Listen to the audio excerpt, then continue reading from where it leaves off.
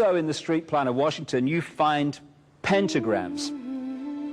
So here we have two pentagrams in the street plan of Washington. The top one points into the Capitol building, and the one at the bottom points into the White House. This is a political building, so we're told. In fact, it's a temple to a secret society, built by the Freemasons to a specific design, Congress, the Congress building. Where did it get its name from? Capitol Hill, from a sacred place of the Roman Brotherhood going way back called Capitoline Hill. And when Madeleine Albright, high priestess of this brotherhood, became Secretary of State, and she went across on her first overseas visit to Europe, she actually went to Rome and made an official visit, what for her would have been a pilgrimage to Capitoline Hill in Rome, and that's where we get Capitol Hill from. This is George Washington. In the last century, they decided they didn't have a decent statue of George, so instead of getting an American to produce one, they ordered it from Italy, from Florence. And when it arrived on the dockside, people were staggered, because here was George, the first president of the United States, depicted naked from the waist up with this cloth over his Bill Clinton's, and then pointing up one arm, pointing down the other. What's going on? Unless you realize where these people are coming from, it's inexplicable. Well, if you just hold that in your mind, arm up, arm down, naked from the waist up, and then Bill Clinton's covered in a piece of cloth, well, this is where it's coming from. This is the ancient depiction of the compilation of the negative force symbol that the Templars worshipped, or the high-level Templars worshipped anyway, called Baphomet. And this is why that they depicted George Washington in that way.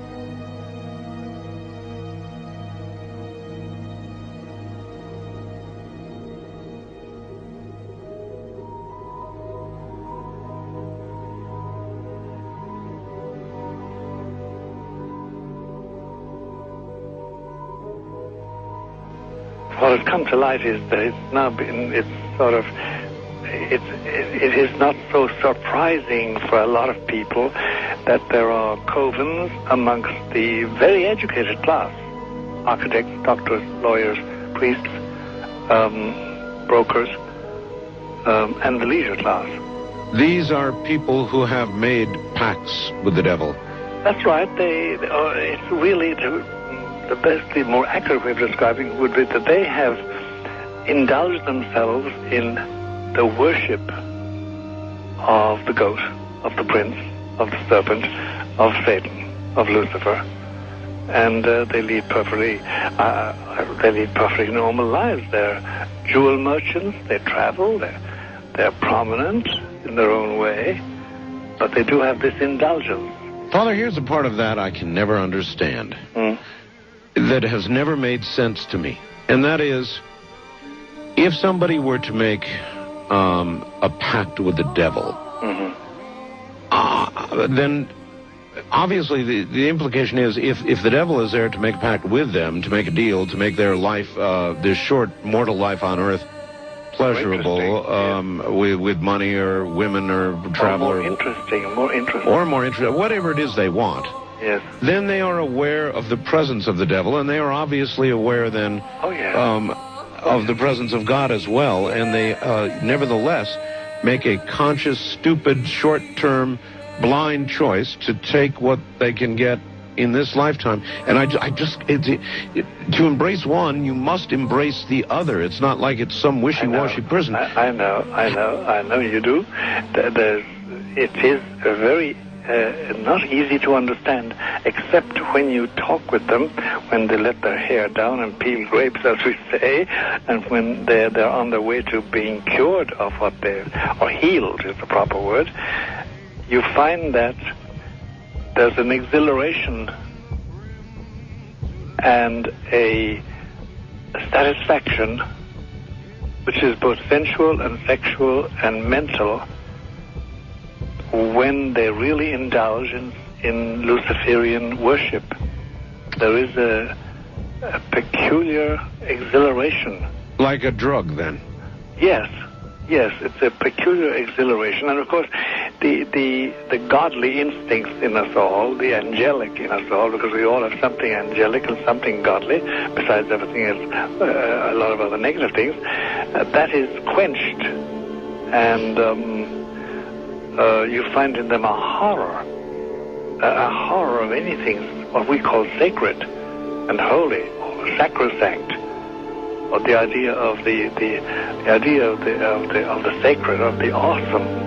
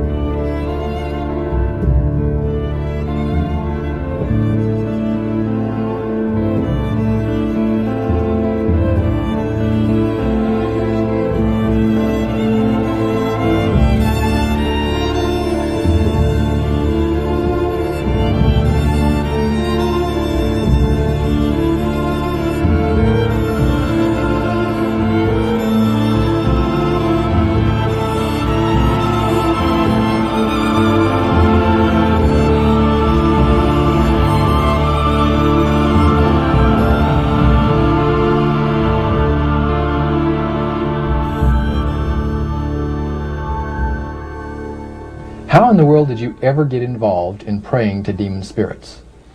A fellow that had been on a particular ship with me, he told me, "Hey, I got something fantastic to tell you." He said, "I am affiliated with people that speak with the spirits of the dead. How would you like to talk to the spirit of your dead mother?" And I was shocked. I was shocked.